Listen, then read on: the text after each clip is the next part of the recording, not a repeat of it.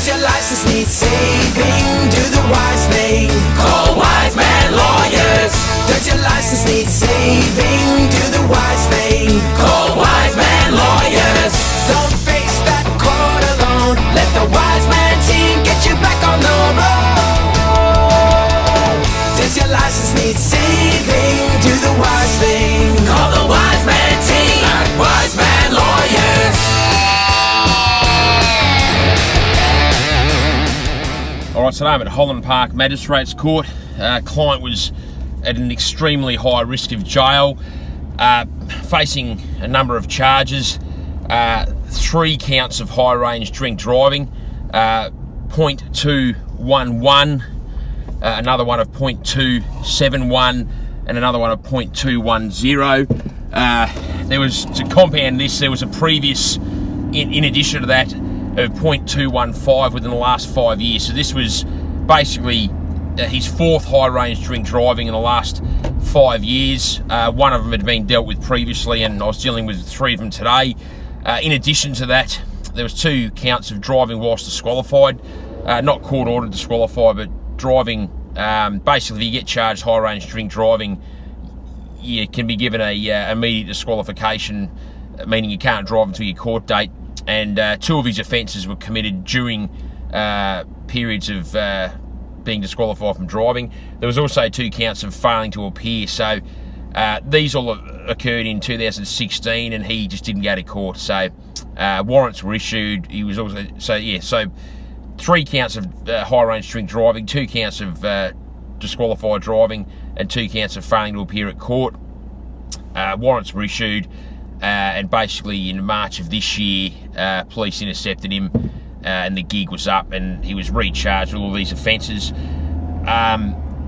Basically, if you get charged with 3 high-range drink driving offences in 5 years, the law states it's mandatory imprisonment.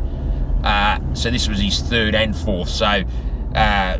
So there's 3 offences of drink driving that I dealt with today. The first being his 2nd high range in 5 years, and then his 3rd and 4th. So the first offence didn't carry mandatory imprisonment, but the 2nd and 3rd that I dealt with today did, because as I said, the 2nd was his 3rd in 5 years, and the 4th was his 4th in 5 years. So there's no if, buts, or maybes. It's mandatory imprisonment. The only flexibility is how that imprisonment's to be served, and I'll go into that in a moment. I'm not going to talk about disqualifications because that was obviously the least of his concerns, but as you can imagine, with 3 counts of high-range drink driving, he was going to lose his licence for quite some time. My job was all about endeavouring to avoid imprisonment as opposed to his licence. And, you know, there's no point in having a valid driver's licence if you're spending 9 months in jail anyway. We took a number of steps to prepare for today. Given these offences occurred in 3 different jurisdictions, I had to get them all moved to the one jurisdiction, being Holland Park. I mean, the reason we went with Holland Park is because that's close to where he lives, and where the most recent offending occurred. So we got them all moved to Holland Park. You can only move court jurisdictions with a plea of guilty. We indicated pleas of guilty in the other jurisdictions, and then they were transferred to Holland Park for sentencing. So it took a few months to get all the ducks to line up. Got him to engage in a number of things. He was already getting psychiatric help, but I made sure he ramped that up, and we got documentary evidence of that. So letters from his psych, GP, etc. I got him to seek further help from more court and government recognised organisations to help him with his alcohol addiction. It was, he's an alcoholic. There's no way around it. Notwithstanding the fact that he's been on the straight and narrow since 2016, alcoholism was at the core of why he offended the way he did. Got him to do a reformatory course that we get all of our clients got him to get some character references. I drafted very detailed written submissions. It was about sort of 6 pages of case law where persons in my view, similar situations were given penalties similar to what I was seeking. I also drafted additional submissions with regard to length of terms of imprisonment in the event that I was unsuccessful in persuading the magistrate not to actually send him to jail. So going back a step, as I said, the law says that imprisonment is mandatory, meaning the magistrate's got no discretion whatsoever. The magistrate must hand down imprisonment, and if they fail to do that, it'll get appealed and then end up in the district court, and they'll end up going to jail for probably longer than they otherwise would. So the only discretion the magistrate has is as to how that's packaged. Now, when I say mandatory imprisonment doesn't always mean custody or actual custody. Imprisonment can be served in a number of ways. So going backwards, so obviously the more serious form of imprisonment is actual custody, goes without saying. Stepping back from that, the next, the slightly less serious version of that is immediate parole, which means technically you went to jail, but the day of court's your release date and you've been released on a parole. So if someone was looking at your criminal history, they'd say, oh, right, this guy's been to jail and he was on parole for 70 months.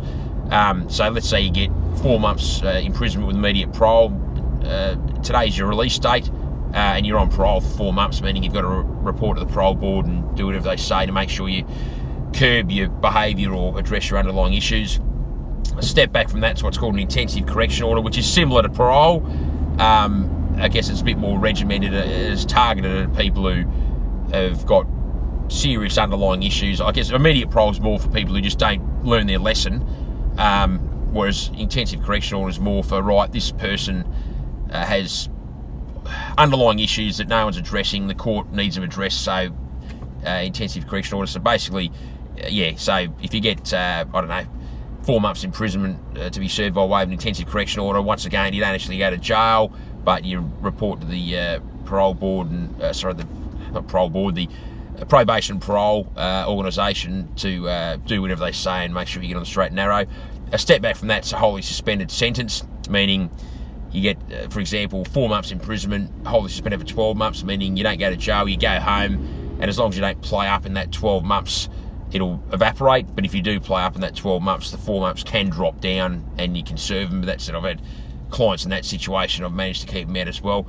But anyway, so that's the variants of imprisonment available to a magistrate. And obviously I was here to try and persuade the magistrate to pick anything other than actual custody.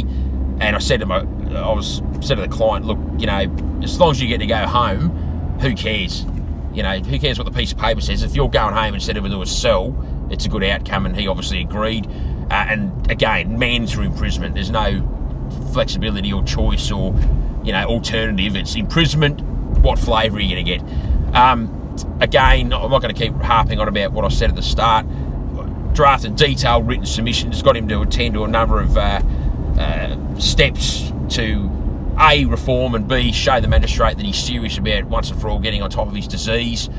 I was on my feet for quite a bit, probably about 20 minutes, guiding the magistrate through the law that I was referring to in the submissions, my client's background, his basically life story, again, underlying issues that hadn't been properly addressed until now. The fact that he's, I guess back then and I did actually use the word loser. I hope my client wasn't too upset by me saying that, but I'm sure he wasn't, given I kept him out of jail. But during that period of offending, he was effectively a loser. But since then, he's turned his life around. He was unemployed then. He's now got a job, working hard, making his way up through his, employment organisation. Met a lady. They're in a de facto relationship. She's pregnant, child on the way.